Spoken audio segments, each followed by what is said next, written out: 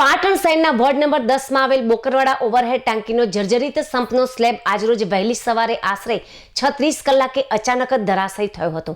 સદનસીબે આ ઘટનામાં મોટી જાનહાનિ ટળી છે। આ સંપ જર્જરિત હાલતમાં હોવા અંગે અને ગમે ત્યારે મોટી હોનારત સર્જાઈ શકે તેવી લેખિત રજૂઆત વિકાસ ઇલેક્ટ્રિકલ ડીસા દ્વારા આજથી 1 વર્ષ પહેલા જ વોટર વર્કસ શાખામાં કરવામાં આવી હતી। તેમ છતાં પાલિકા તંત્રે આ બાબતને ગંભીરતાથી લીધી જ નથી।